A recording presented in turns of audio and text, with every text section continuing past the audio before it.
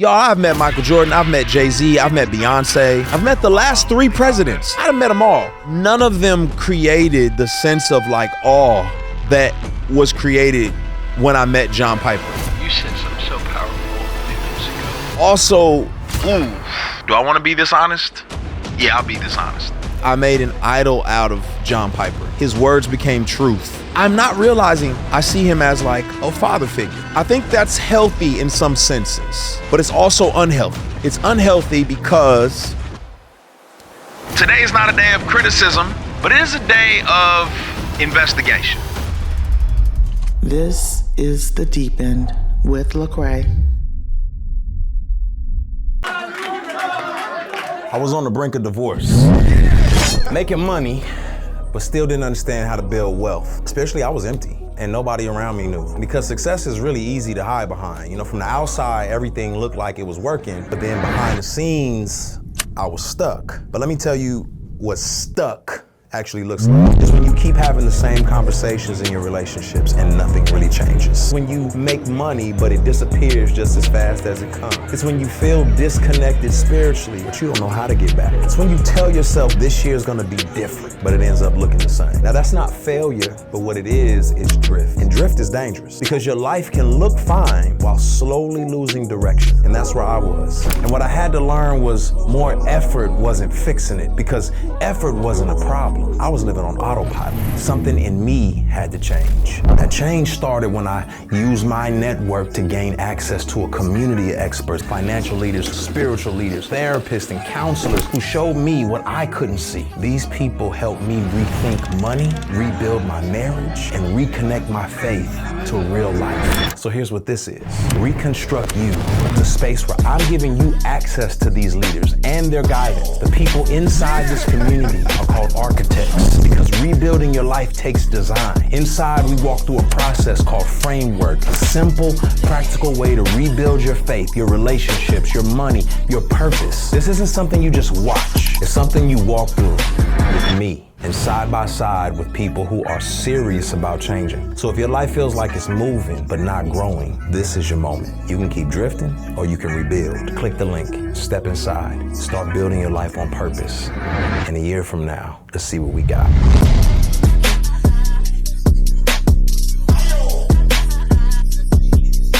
Mark Driscoll, John Piper, Timothy Keller.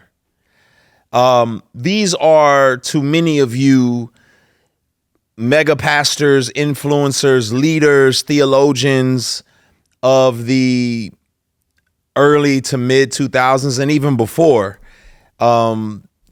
Regardless of your views on them or their perspectives, you know their names. I know more than their names. I know these men personally. I have spent time with these men. I have sat with these men. I have been to these men's churches, some of their homes, and I'll be honest, they shaped a portion of my life. Where am I with these men now? And what are my thoughts and how do I view who they are now is something that I want to discuss, because I know there's so much to say about them. John Piper, a theologian of an era who taught people about Christian hedonism and desiring God, a very passionate, reformed Christian. Tim Keller, one of the leading theologians of this century, another reformed thinker and author and cultural expert. Mark Driscoll, another reformed pastor who was extremely famous in the early 2000s. I'm not sure if he's still a reformed pastor. I'm not sure much about where he stands anymore. But these are not just 3 pastors and leaders. These are 3 men who I've had the pleasure of knowing personally. 3 men who I've sat with countless times.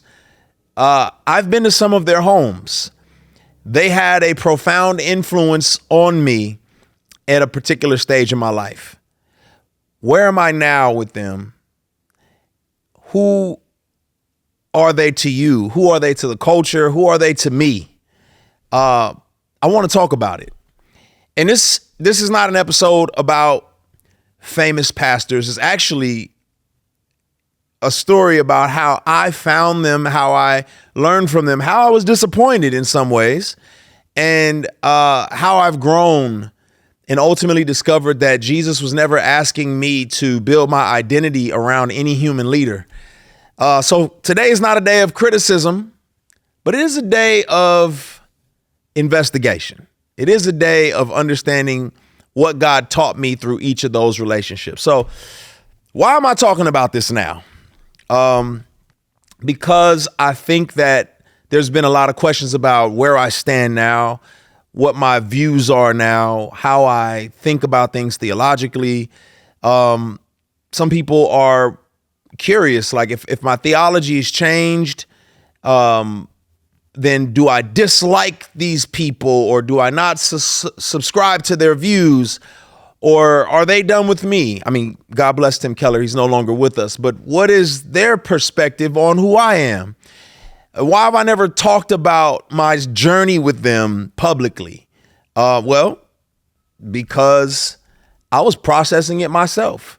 And some things you keep to yourself because you're trying to understand it. You're trying to make sense of it. You're trying to deal with a reality. There's a lot of hurt. There's a lot of pain that I've experienced, a lot of trauma. And I was trying to figure out where their story is in the midst of it all.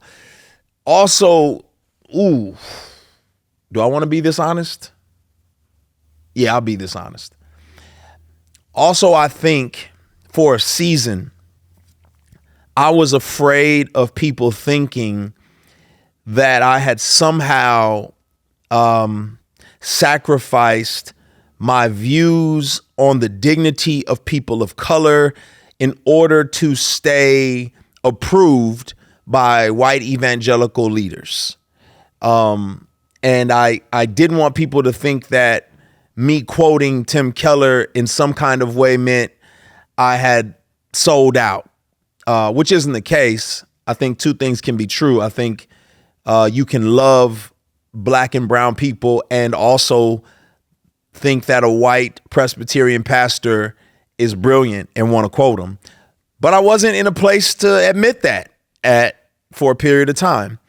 And so what am I trying to do here? Is this an expose? Am I trying to put them on blast? I'm not. I'm just trying to be honest. I'm trying to be honest about how I saw them, how I connected with them. And honestly, this is healing for me. I need to talk about this. It's cathartic for me. I think people have different perspectives on John Piper, on Tim Keller, on Mark Driscoll. And I think there's some fair and unfair assessments. And I've heard them all. I've actually been chastised and scrutinized for associating with them at different points in my life. I also want to be honest.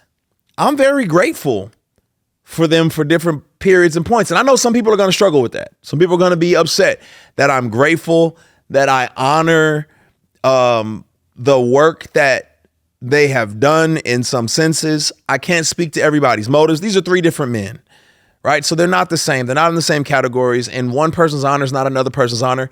And I also want to be honest about some of the things that some of them have done that were, hurtful or harmful. But heroes don't have to become villains. You know, God uses imperfect people and also uses them to disciple folks. I mean, people look at me all the time and they're like, Lecrae can't be authentic. He can't be real. But God has used me in my brokenness to help other people. And so I just think to understand why these relationships with these men matter so much, you got to understand who I was before I met them. So I'm going to talk to you about the three of them separately. But before I do that, I want to paint you a picture so you understand like why I looked up to them so much during a period of my life and who they were to me. So first thing you got to understand is me as a young believer, man. I came to faith in a college ministry. I was a skeptic. My mother grew up in the Church of God in Christ, like a holiness Pentecostal movement. She had a lot of issues with it and struggled. And because of that, she kind of backed away and didn't raise me in church. So I didn't have a lot of church upbringing outside of my grandmother. But her walking with my grandmother, it was for adults. There was not a youth group. There was nothing that really spoke to me. So I just assumed church was for older people. So I never engaged in it really. So I get saved at this campus outreach and I end up going to a Black Pentecostal church. That was the perspective that I had on God and theology was like, okay, well, God is real. He's changed my life. And now I'm going to go to this church because this is the expression that I understood God to the context that he lived in. And so I'm at this Pentecostal church and the campus leader was going there with me. And then he begins to go to a dispensational church, a Bible church, right, from Dallas Theological Seminary. So he goes to this church and he gets discipled and transformed, and he starts to think more robust theologically. And here's what I'll say. A lot of times the Pentecostal churches, specifically in the Black context, but I'll just say the Assemblies of God, Black Pentecostal churches are strong in the supernatural, the spiritual realm, and very strong there. And the Reformed or the dispensational churches oftentimes are very strong in their understanding of scripture and hermeneutics, biblical context, right? Just studious. And sometimes they fight each other, right? They say, well, you're not strong in the spirit. You're not strong in the Bible. And they say that each other are wrong. I've since learned a lot and grown in that particular place. So I say all that, I set the scene up so that you can understand where I was coming from theologically. And I was kind of this spiritual like person who was trying to figure out, well, what makes sense? On top of that, I'm growing up in a fatherless home. So I don't have my dad at home. I don't have a man to tell me, I think you're doing a good job. This is how you are supposed to function as a man. I grew up with my dad addicted to drugs, not in my life at all. I grew up with my mom having some different boyfriends that were in, and I liked them, but then they were gone. They broke up.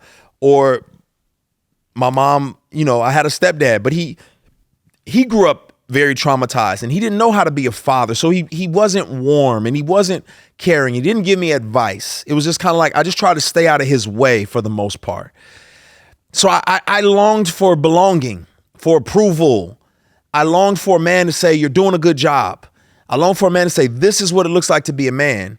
And so I say all that to say, like, for a lot of us, especially my 116 crew, when I think of, Thizzle and Jason and Tadashi and BJ, a lot of us we're looking for theology, but underneath that, we're really looking for a family. We're trying to figure out who can be the family that we've all been looking for. And so in steps John Piper. At this point in my life, I'm arriving at manhood. I'm like 19, 20. I don't have like a spiritual father. I do have a mentor who's like a big brother, who helped me find Jesus. He introduces me to dispensationalism. I start going to this church based out of DTS. And though a lot of these dispensationalists would not call themselves reformed, some would, some wouldn't, right? They were still more open to reading these reformed thinkers. So I'm at this Bible study And ours is like the Black Bible study, and then it's connected to another ministry with a group of white college students. And we were trying to foster like community, like bringing each other together. And I've always been a thinker, a processor, a skeptic, a reader. And, I didn't know that there was much to learn or read theologically. I just wanted to experience the Spirit and read my Bible. I didn't think about extra biblical commentary. I didn't know that existed. Intellectualism was for like sociology, anthropology, not for God. And I meet a guy, and his name is John. And John is reading a book at this meetup that we're at. And the book is called Knowing God. Great book, by the way. Highly recommend it. So I'm just like, whoa, what is this book you're reading? Knowing God. And I'm thinking it's going to be like some spiritual book, like, you got to pray longer or whatever. And he was breaking down what the book was about. And I was like, wait, we can know God like this? This is like an intellectual unpacking of who God is. And I was like, whoa, what is this? So I went and got the book and devoured it. J.I. Packer is a Reformed thinker, a Reformed theologian, brilliant man. Well, now I'm hooked. I'm like, I didn't know we could think like this. So I go back to John and I'm like, what else do you have? This was amazing. I need more. The intellectualism was great. He gave me a book called Desiring God by John Piper. You would have thought that I had met the second coming of Christ the way my eyes popped out of my head reading this book. Like, it was as if it was revelatory. You got to think I'm like a little masochist in a sense. I just want to give everything I have for God. I'm passionate. I want to prove to God in the same way I wanted to prove to my father that I'm worthy, that I please love me, God. I'll do anything for you to love me. And he did love me. Just, he did not love me because I obeyed. I didn't learn till years later that I obey because he loves me, not obey to get his love. But John Piper in Desiring God, it was articulating that, this joy should be fought for. And Christian hedonism was like, man, go hard after chasing the joy in knowing God. And God's greatest gift is giving us himself. And the goal of the gospel is to get God. And I was blown away. So now I'm hooked. I'm reading John Piper's books. I'm finding sermons. This is like back in this is date myself, the like Napster, not even Napster, it's past Napster, like Kazaa or whatever. Anyway, I'm just burning sermons offline and putting them on CD and just listening to John Piper all the time. So now I'm a fan. You hit the fast forward button. I have now become a little more prominent. I'm on my second album after the music stops. And we got this thing called the 116 Click. It's a bunch of ragtag dudes from different hoods around America, St. Louis and Texas. And we rap together and we love God. And we're all passing each other these books and these sermons and ideas. And we're just growing. And we all get hooked on John Piper's stuff. We all slowly become hooked on Reformed theology, right? And you can just get this bunch of little hood dudes. We were like aspiring hood scholars. And so we load up our backpacks because we heard about a conference called the Desiring God Conference. And we load up our cars and whatever, and we book it to the Desiring God Conference. This is probably, I don't know, 07 maybe, somewhere 06 maybe. So we all roll up to the Desiring God Conference. All we do, we just want to hear from John Piper and some of these other thinkers that we've been hearing about. And I mean, we stood out like chocolate chips in a bowl of milk. Like, it was just this group of like 6 or 7 black dudes in baggy clothes and extra long t-shirts with caps on and do-rags at this conservative, older white conference. And we had to look, people had to be like, what is happening? Who are these guys? You know, it's just a group of little hood dudes. And it was like, yo, we're here. We're at the Desiring God conference and we're just sitting and we're just taking it all in and we're listening to John Piper and we're talking about the sermons. And I mean, and it just swept us, man. It just took over us. All right. So I've gotten to an age where I don't really brag about staying up all night anymore. All right. Sleep is expensive. If I don't sleep well, I'm not going to be patient. I'm not going to be focused. And honestly, my anxiety notices before I do. So I've become that guy. I care about sheets.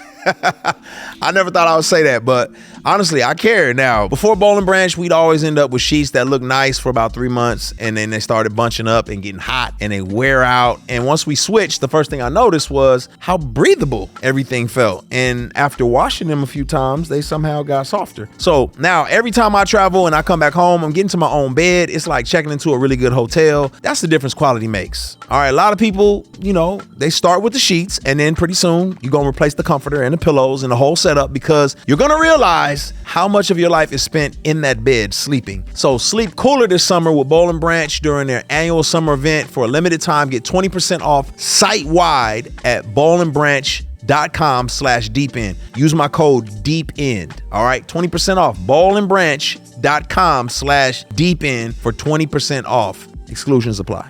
There was a guy, part of our crew, his name is Miguel. And Miguel was from the Bronx, New York, and he was like our resident theologian, you know, and he would always give us sermons and find new books and stuff for us. And so Miguel connects us with a guy who works for John Piper's organization. His name is Lucas. Great brother, great friend. Lucas is a part of a ministry called Don't Waste Your Life, which was in an arm of John Piper's ministry that connected with young people.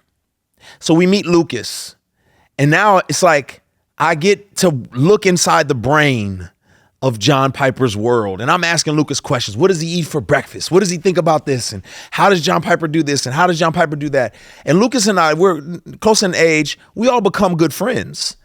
Such good friends that I'm just like excited about everything. And I'm reading John Piper's book, Don't Waste Your Life. And I decided to write a song called Don't Waste Your Life.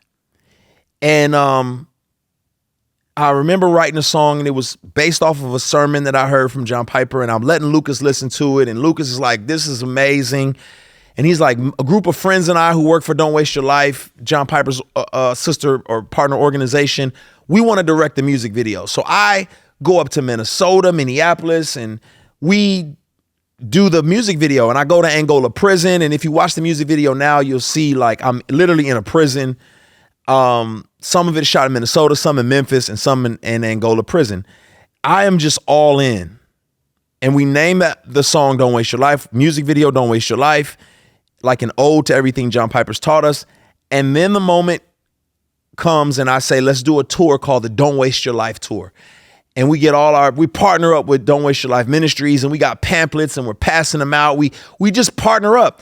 I still haven't met John Piper, but I'm doing all this work with his organization that connects with young people. In a sense, I'm like an echo chamber for everything John Piper preaches. I couldn't get enough of his teaching and his preaching, and I had to be an echo chamber for everything that I heard.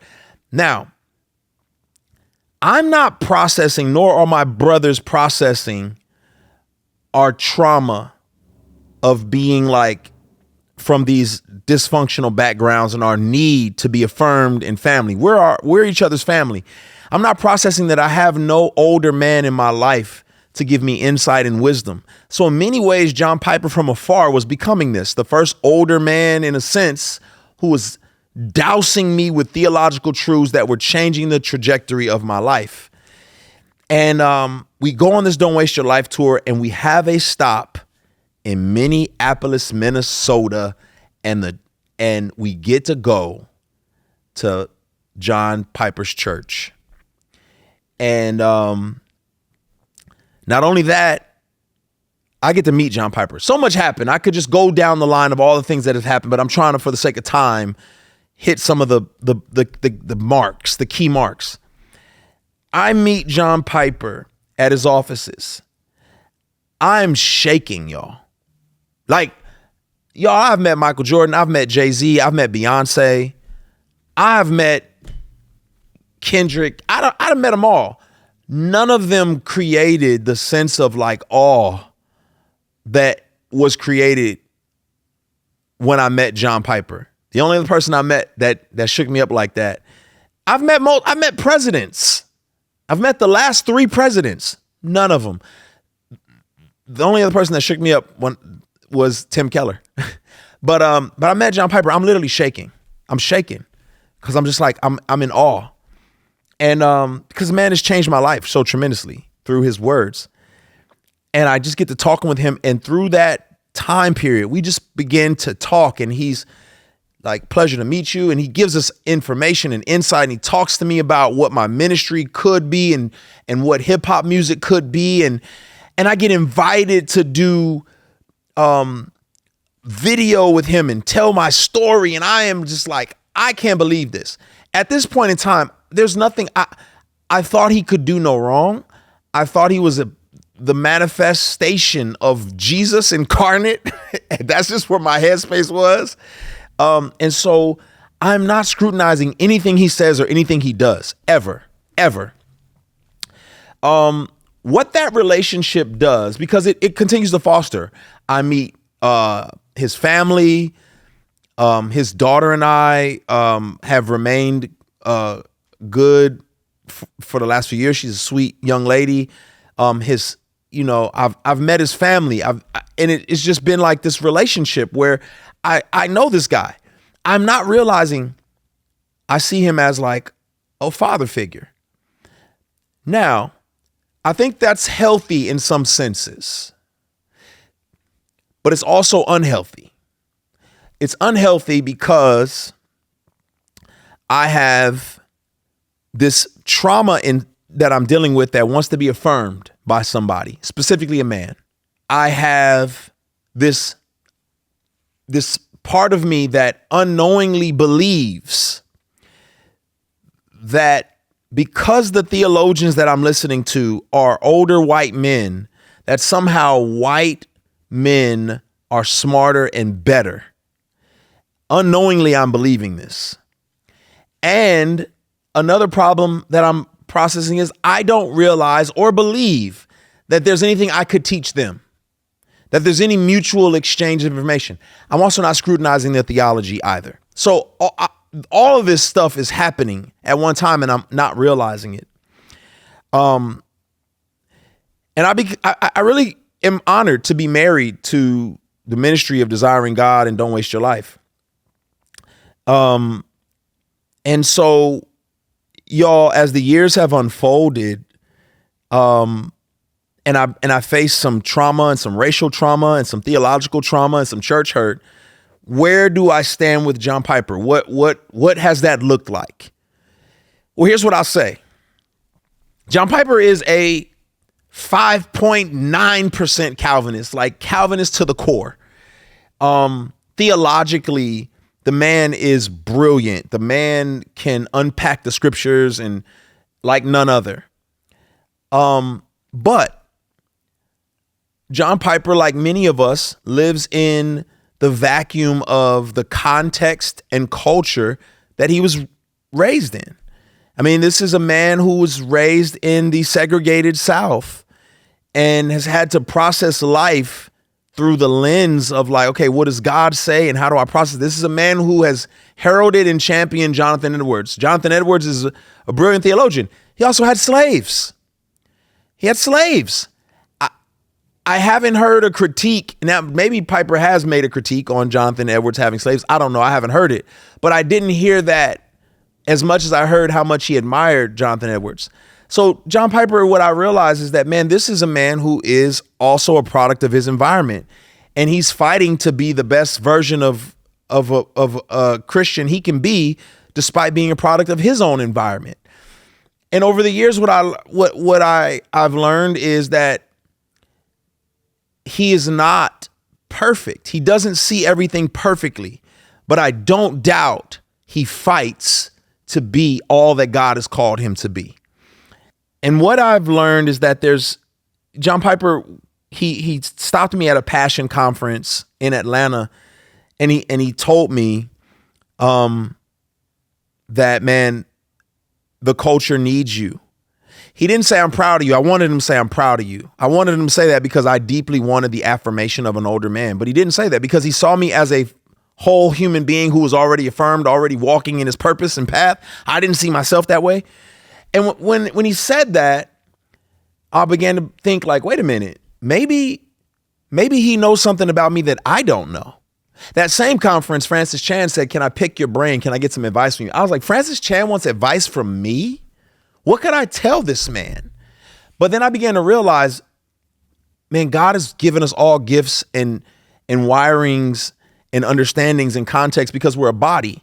And if I don't have confidence and belief in what God has instilled in me, I can't be helpful for anybody else. If I'm only looking at them as, well, you have all the answers and I don't, then what role do I play in this relationship? Anyway, sorry. Racial trauma hits, theological trauma hits in the 20 teens. John Piper goes to bat for me online. When Reformed and white evangelicals were busting my head wide open for talking about the killing of unarmed black people, critiquing me for being political, which I wasn't. I was just, this is the context where I grew up. These are my cousins. These are my family members. When they were destroying me, John Piper puts a post up, and I might misquote it, but he essentially says like, you all should be grateful Lecrae hasn't left the faith. Super encouraging to my soul, because I just assumed that no one was going to stand up for me. No one was going to say, hey, y'all chill. Hey, or no one called me. Now and that's what I would say, man. I think I had an expectation of some of these men that they did not expect me to have. Specifically John Piper. I think I expected him to reach out and call me and say, hey, Lecrae, how are you doing? What's going on with you? Let me talk to you. I think I wanted that. But again, I assumed the dynamic of our relationship. He sees me as somebody who's already affirmed and full and walking in his calling. I see myself as this incomplete person who needs the affirmation of this older white man. And so you watched me and KB's interview. KB was waiting for me to put my arm around him and say, hey, man, come on, what do you need? And I never did it because I didn't realize he needed that. And I'm sure John Piper didn't realize that's what I was looking for. It's helped me because I've grown to see and appreciate him and to see like, man, we're not going to agree on everything. And that's okay. I don't think me subscribing to everything John Piper subscribes to makes me a better Christian. I think it's safe for a lot of us though, because he's smarter than us, because he's lived longer than us. He's got a lot of wisdom. It's safe to just say, I'm just going to blindly follow everything he says because it's safer for me to not have to think for myself. But what God has taught me in that dynamic, in that relationship, there's things that I know that he doesn't. There are experiences that I've had that have transformed me in ways that I haven't heard him articulate. And there are things he can learn from me as a believer in the same way I learned so much from him as a believer. I'm now at a place where I love that man. I've never publicly said that. I'm now at a place where I love that man. I'm grateful for that man. I deeply appreciate that man. And I'm not ashamed of that. But there was a season in my life where people were saying, John Piper's not saying enough. And so folks are going to talk about me for saying that. They're going to call me like Uncle Tom or a token or whatever they want to call me. I know what I am. I know where I stand. I don't care what you say. But here's what I'll say. They critiqued him so bad to me. They'd say, man, I didn't want to deal with you because you were one of Piper's guys. And, and I think they just thought like they didn't like him, not because they understood his theology, but because they felt like he was against them because of what he stood for, or what he believed, or he was dogmatic about particular things. And they just felt like he was unapproachable and all these, or I don't like Reformed Christians because they're mean or they're the frozen chosen. And I can't live my life based off of their perspectives of folks. I know the man. I've met the man, godly man, and I'm grateful for that man. My passion, my hunger for Jesus is different because of him. I have nothing negative to say about our relationship and our dynamic. Did I want more from him? I did, but it wasn't I think he did what he knew to do. I don't think he was anticipating or expecting Lecrae to need that call. I was a grown man. And, you know, do I have critiques? Sure. Plenty critiques. But they're cultural and contextual critiques about things. Because we grew up, we're existing in two different spaces. My son, when I tell him about NBA YoungBoy, he's like, nah, Dad, you're wrong. You're wrong. That's not the case. Well, he knows more than I do because he's closer to that context than I am. And I think that's the case for John Piper. A lot of people have not liked John Piper's perspective on like racism on both sides, right? He can't please either side. And I don't think people know, and maybe I'm telling his business. I don't know. Maybe I'm not. Maybe it's not a big deal. But I don't think people know that his daughter, that he adopted an African-American girl, Talitha, who's become like a great friend and little sister. And I don't think people know that like his sons have vastly varying. This is a man. So, you know, one of his sons is like been making wild TikToks that are literally like very anti-biblical, but he's a brilliant mind. This is a kid that was raised with Piper, and he would probably say he was browbeat. He'd probably say it was dogmatic and too much. He's got another son who's a leader and a Christian leader. And so it's like, I don't think he's a perfect man. You know what I'm saying? Like, I remember sitting with him eating and just like, you know, I'm wearing my $200 Jordans and my do-rag, and like he's wearing his $30 Payless shoes he's probably been wearing for 6 years.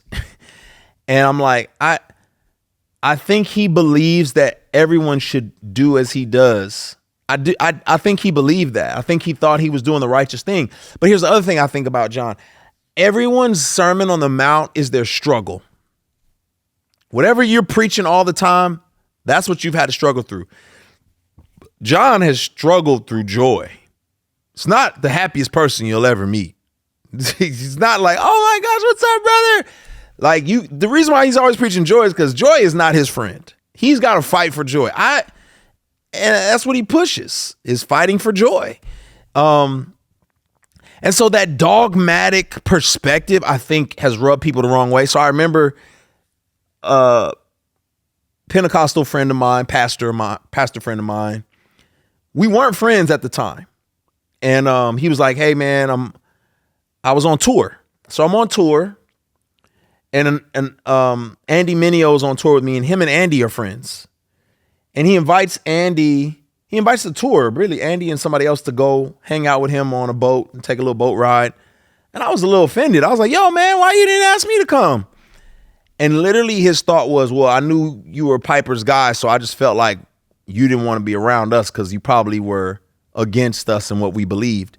And I don't know how. I'm not sure why or how that vantage point of like John Piper's like the Christian police or the fun police came about. But I think that's the perspective, was like, he's the fun police. And so I was like, oh, shoot. So is that how they look at me? Because they're like, yeah, you don't want to come out you're not going to be fun to have on this boat with us. You're not going to just enjoy the water. You're going to be sitting there like talking about, man, we're wasting our lives. We shouldn't be out here on this boat having a good time. We should be preaching the gospel somewhere. And, you know, that's an interesting dynamic, man. So people thought I just wasn't a well-rounded human being. And I can't say that that's, I've only seen John as an intense person. I haven't seen Dr. Piper as a not intense person. I mean, he jokes and he laughs, but I mean, intense. So I do wonder if that's been some of the pushback or the blowback of some of those relationships. And then I also, a great friend of mine, a great sister of mine, you know, she said, I'm just not a fan of John Piper. He frustrates me. And I know him, but she doesn't know him, but she's like, he frustrates me. And I was like, what is it? And she's like, he's arrogant. He thinks he knows all the answers. He thinks he's got God's perspective down pat, down to a science. And I'm like, wow, is that the perspective that people have from the outside looking in, is dogmatic and arrogant and knows it all? And I was like, very interesting, because those are the critiques that I had gotten during that series and session of my life. And I think I wore that as a badge of honor, like being the fun police or whatever, What I can say is, I think that sometimes you need that in a season of your life. In the same way, people need Philip Anthony Mitchell. Some folks, he's for a type of person in a type of season. And if he's not for you, that's okay. It doesn't mean he's not good. It means he's not for you in this season of your life. That's okay. Like, there's a season in my child's life where I'm more of I'm more of a cop. I'm more like, hey, put that down. Don't do that. Drop that. Get away from that. Let that go. And then I moved from being a cop to a counselor. Like, hey, come here. Let me explain to you why I wouldn't do this. And this is this and this is that. And then you move from counselor to consultant. Like, I'm here for you if you got thoughts or questions. And I think some people are in consultant phase of life in their journey. And Piper felt like a cop, and I think that's what it was. And I don't think that was intentional. I just think that he's operating in the gift mix that he knew and that he had. So even me, I don't feel guilty because some of those sermons don't hit the way they used to. Because in the season of my life I was in, I needed that. That's why I was putting it in my songs. That's why you heard it in my song, because that's what it was revelatory to me. Some of his sermons, it's like there's things that he said that were revelatory that I needed in that season. There's some things he said that are revelatory and needed in every season. One of the things he says, you never know what prayer is for until you know that life is war. That's revelatory. There's a chapter in his book, Bitzer Was a Banker. He talks about a guy who was a banker who became a theologian. Like, just because you're not working in full-time ministry does not mean you don't need to know your Bible. Revelatory. Good for me now, good for me then. There's other things. I don't know. Tadashi has a song where murmur, murmur, murmur. He's talking about make war against sin. We do need to make war. You make war against sin. I think in that younger season of my life, when we wrote those songs, make war was like, make war against your sin. Necessary. In this season of my life, it's counselor. Come here, man. I know it's been hard. I know you've been trying to make war and you've been losing. What do you think you need? Where are you struggling? Right? It's a different countenance, a different approach. And then you just got some people who like, bro, what you talking about? Make war. I don't even understand the concept. So you got, it's context. Okay. What's funny is everybody sees a business after it's successful, but nobody ever talks about those first few weeks where you're starting your business and you're just staring at a blank screen wondering, how do I even build this thing? So I've started businesses that make money and businesses that absolutely did not. And one thing that I learned is that getting started is hard enough. Your platform should not make it harder. So it's one of the reasons why we use Shopify. When we built our storefront, it didn't take forever to actually make it look professional. I didn't have to become a web designer overnight. The templates and the AI tools got us looking legitimate fast. And people actually started buying. And checkout was smooth. Nobody wants customers filling out 17 pages just to buy a hoodie. And one thing that I've been impressed with lately is Shopify Sidekick. So it's basically like having somebody sit beside you, helping you figure things out when you hit a wall.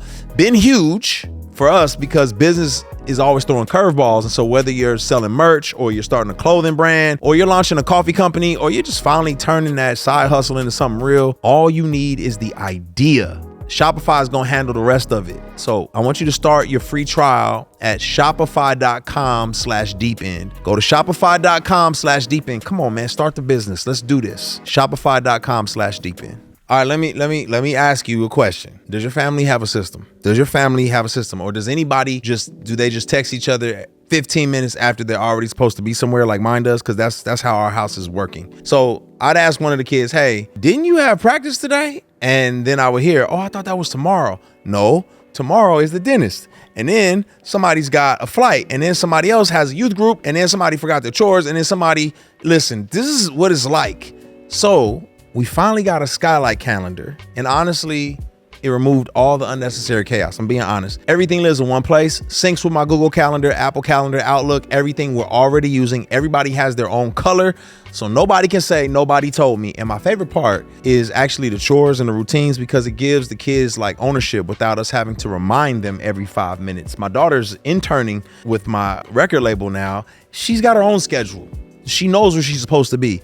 I still remind them, just less, because life is busy enough, and anything that gives us a little more margin to actually enjoy each other instead of just managing logistics, absolutely worth it. Families are better when they're working together. So right now, Skylight is offering our listeners $30 off of their 15-inch calendar when you go to myskylight.com/Lecrae. Just go to myskylight.com/Lecrae. I'm telling you, you'll be grateful. One of the things that I really appreciated was Christian hedonism. His desire to just like say, throw it all away, chase after God. It was very crucial for somebody in my position who was pursuing this mission of using art to showcase my faith and getting famous in the process. It grounded me because I believe that my rewards were not on earth, they were in heaven. What John Piper would say is that God is the gospel, right? Jesus died so we could get God, not so we could get this arbitrary idea of heaven. Heaven's only amazing because God is there.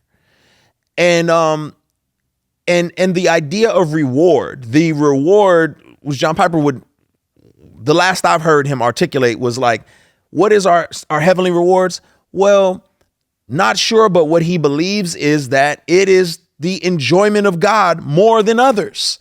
So it's kind of like if you study, if you love basketball and you go to a basketball game, you have a deeper appreciation of it than someone who doesn't study basketball. And so what he's saying is, man, your burden and desire and your reward for living for God on earth is that you're going to get to heaven, have a deeper appreciation of God and who he is than those who just barely made it in. I needed that, especially as I was getting famous and people were loving me. It kept me grounded. I never wanted to be a star. I was never pursuing it. Being a celebrity was antithetical to everything that John Piper was instilling in me, right? Christian hedonism. God is the gospel. It's not about me. The reward is heaven. I don't care about this earthly stuff. But here was the problem, y'all. I won't say the problem. Here was the conflict. Conflict was I was living in the hood. One of the worst neighborhoods in America, in Memphis, Tennessee. Impoverished, drugs, murder, violence. 13 people got killed in 3 years while I was there. My neighbor's throat cut. She was unalived. Drugs rampant. Like, this is the world I'm living in. And when I can't go talk to these people in dire circumstances and say, sorry, brother, I'm not able to feed you, but God is the gospel. I'm not saying that's what John was teaching, but it was the mindset that people who followed him, including myself, were taking. I wrote a song called God is Enough. God is enough, but feed that man. Teach this kid how to read. There were things I was running into that weren't making sense with what I was learning. I'm trying to teach them Christian hedonism. They don't even know what hedonism is. I'm trying to teach them, to be students of theology. They can't read. So I needed a practical theology for the environment that I was in. The other problem or conflict that I was running into was don't waste your life. Like, I believed it. Like, don't waste your life. Now, John's context are old white retired men who are on a beach playing golf, thinking like, well, that's it for me. I'm done. And don't waste your life. Give your money away. Like John is, God bless him, giving away probably 95, maybe 100% of his royalties for those books that he's written. God bless him. It's amazing. I'm dealing in a context where people are multi-generationally impoverished. And do I teach them this mindset so that they stay there, or do I teach them how to build and be financially sustainable so that they can provide for? The Bible also says a good man leaves an inheritance to his children's children. We haven't even gotten to a place where we can throw our lives away. We haven't even got to a place where we can consider retirement in golf, because we're not even first generation middle class, right? We're not even first generation working class. So there were just these conflicts that it wasn't an equal carryover. And then I'm trying to teach these kids eschatology and soteriology, and they don't know biology, so it was just a conflict. And that's where I wrestled, and that's where I didn't realize I have something that I can contribute to this conversation. I have something that I can teach John. I have some thoughts that I can express. And I'm not saying soteriology and eschatology are wrong or we don't need them. I'm just saying there was no emphasis on people who didn't have access to that level of education and articulation. This is why the Reformed community and the evangelical community loved me, was because I was able to articulate and express these things that they were learning in seminary, in rap songs. And they were like, yes, these kids are going to get it. But what wasn't the reality was that the folks who I was leading to Jesus, they weren't going to go to seminary. They barely got through high school. They weren't getting college degrees.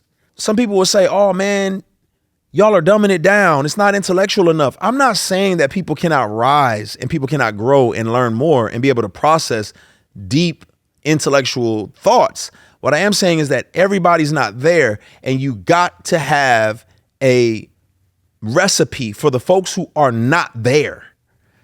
And I think many times some of the evangelical circles that I ran in looked at me as, well, you go get them. Go get them, Lecrae. You take what we got and figure out how to make it accessible for them. And I was like, no, we're in this together. I'm telling you where a need is. Alter your perspective to help meet a need, right? Give me the tools, or at least we started a nonprofit. At least finance our nonprofit to do the work that you don't want to do. You know what I mean? And that wasn't even the case. So when I go and I start doing the research and the digging and the looking of what some of these nonprofits are making, and I'm like, $40 million a year, we're busting our head to get 50 grand a year to support these kids in the hood. And you're patting me on the back for teaching them eschatology? Brother, we need tables. We need books. We need reading programs. So anyway, that is not an indictment against John Piper. It's just, that's the context in the world that he was existing in. And I was neglecting, I was stressing myself out being this bridge to translate this information to my community. And it was tough, but I got to give Piper credit. He always supported me. Always. At least Lucas did. Lucas was, worked for Piper. And I mean, Lucas, who worked for Don't Waste Your Life, went above and beyond to make sure we were good. I mean, Lucas, this man hired people from my community, sponsored them to come and get teaching, taught people how to become entrepreneurs and feed themselves and do incredible things. And so I think that I think John's heart was in the right place, and he put people in the right places to make things happen. I do think he was dogmatic. I do think that unintentionally you could feel guilty because you paid $120 for your Jordans, and he's been wearing the same shoes for the last 30 years. I'm not telling you to feel guilty, but you could feel judged. But at the same time, I'm like, man, we come from different contexts. And I get it, man. I get it. You know, I had a line in a song that I'd rather have $1 in my pocket than $1 million. I got that from John Piper because I didn't want to worship money, which is great, and we shouldn't. And yet at the same time, so many people in my context don't understand money, don't understand finances, have never had the opportunity for that to even be a struggle. Never had the opportunity to struggle with, I got too much money and I worship it now. The people I'm dealing with are trying to figure out how they're going to pay their bills. So I think that's where there was a conflict in that relational dynamic. Not a conflict in relationally, but just a conflict in understanding that I was afraid to bring up because I was so enamored with his theology and his perspective. I didn't think to bring it up. John doesn't owe me anything.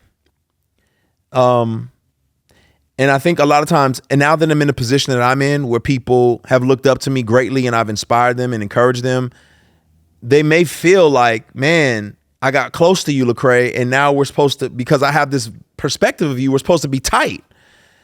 I think I felt that for a season. Like, no, John, because I've been in close proximity with you and ate meals with you, that we're supposed to be tight. And I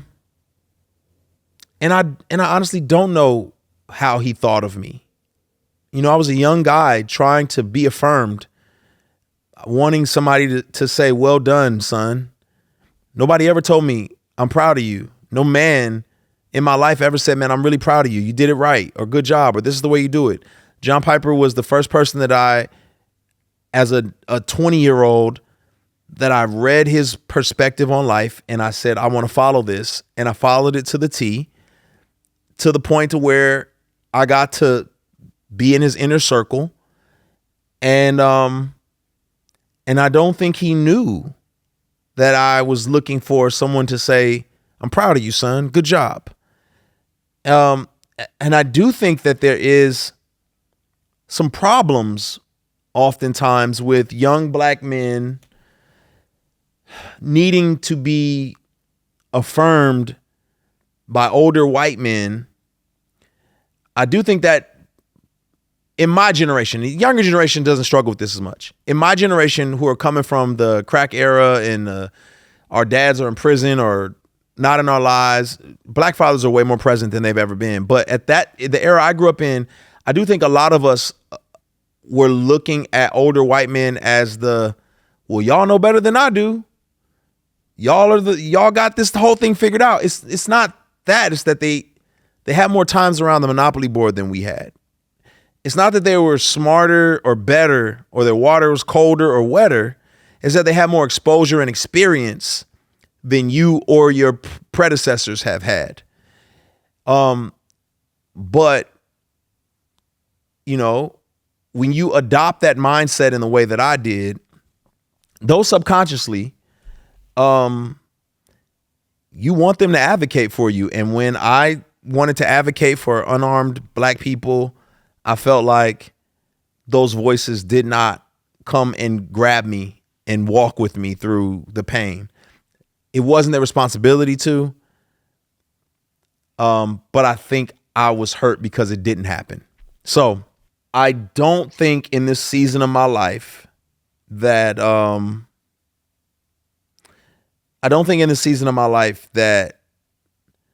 the principles of desiring God and don't waste your life are not helpful or good. I don't think that I've arrived at some place where those things are unnecessary. I just think that they were a part of my journey, but not a part of my journey that I need to. He is not the exclusive place where I can receive those particular ideas and lessons. I'm saying a lot here. This might be overshare. This might be like a lot of vulnerability and a lot of it. Just to be honest, I'm hesitant because I've said so many things in the past. I think the more you talk, the proverb says this, the more you talk, the higher the chances go of you saying something stupid, right? Like folly is bound up in the hearts of men, like, you know, so it's going to come out. I think I've been scrutinized so much, I'm scarred, and I'm almost like, I'm trying to like walk on eggshells, but not, because I think y'all are old honesty. But there's like two worlds that I've existed in that I'm trying to hold in tension, and they don't understand each other, and they're at odds. And so there's this reformed evangelical world that I'm like, yo, y'all really did bless me. Y'all gave me a lot. I don't hate you. I don't paint you with the broad brush and throw you away. But a lot of you dropped the ball. And then there's this like people of color who have been so hurt by evangelicals that I'm like, I know your plight, and I know you've been messed up. And they did drop that ball. And I'm not trying to, cater or placate or be ultra diplomatic. I'm trying to be honest and not use sweeping statements and not live in a place of anger and hate. And I don't want us to live in that place, because that doesn't get us anywhere. Love is what God has called us to. And I'm not saying tolerating abuse is love. What I am saying is that it doesn't solve any issues to sit here and just be mad at how you wish somebody would have stepped up. I can't live mad at my father for not being in my life. I love the man. He wasn't there. He didn't care for me like he should. I love him. I forgive him. I don't trust him. But if he was to say, hey, man, how do we reconcile this? What do I need to do? I'm open for it. I'm here for it. And I think that it's not healthy for me to look at the evangelical community and be like, you dropped the ball in 2016 and I'm never dealing with you again. No, them is my brothers, man. My brothers and sisters. I'm going to see them in heaven. We're going to be together. I may not trust them. I may see that they don't want to. I'm not going to placate. I'm not going to like go over there and dance and be, do you like me now? Please love me. Please like me. There's power dynamics at play. They have more of the financial infrastructure, but everyone's motive over there is not just to wrong you. It's not a group of people who are hell bent on operating in power dynamics and looking down upon you. That's not, you can't paint everyone with that broad stroke. It's just not fair. And that's one of the things I've learned. There's definitely some people like that. I don't think John Piper is one of them. I don't. I think he genuinely loves the Lord, loves people, and is operating the best he can from the context that he's experienced and been exposed to. And I've seen him be an active learner. So,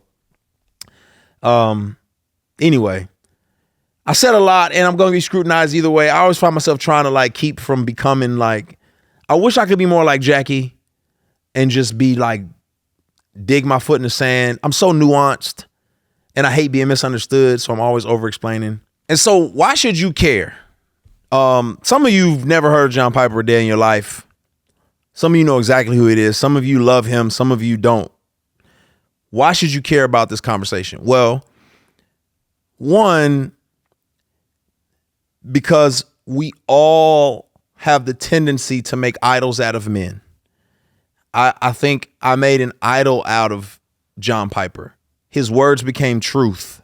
Like, he was the Mishnah. If you understand what the Mishnah is, like the ancient Jews, the Torah is what God has written. The Mishnah is like what the Jewish culture have written, these ideas and idioms and thoughts that were second to scripture to them. And even to this day, many Israeli people look to the Mishnah more than they look to the Torah. And I think John Piper's words were my Mishnah. I began to hear his words as God's truth instead of a man interpreting God's truth to the best of his abilities. I think he is brilliant, historical, game changer. But the reason why I think this is important is because it's important to hold your heroes in the tension of the reality that they're human, of the reality that they will fail you, don't have a monopoly on everything truth, and that if you follow them without any question, you will repeat their flaws as well. Jesus was perfect. Following Jesus, you're going to be great. Paul says, follow me as I follow Christ, right? Just follow me. I got this. Paul said, I don't even judge myself. He's like, I know I've got some issues. Paul called himself the chief of sinners. It's like a disclaimer. And I don't think we do that with our leaders.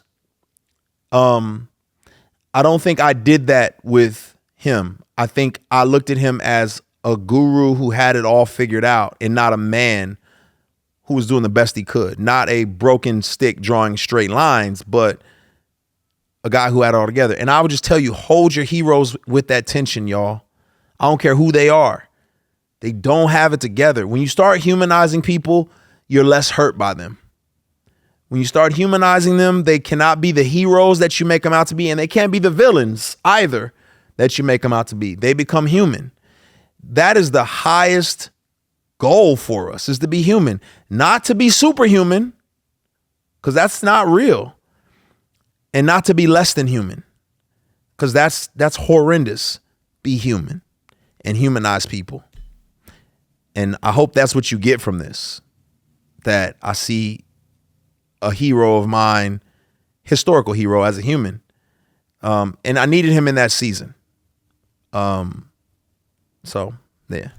But if I don't say anything else, here's what I'll say. This is not a story as we go on to Tim Keller, because that's a whole nother story. Then there's Mark Driscoll. Whole nother story. Here's what I'll say.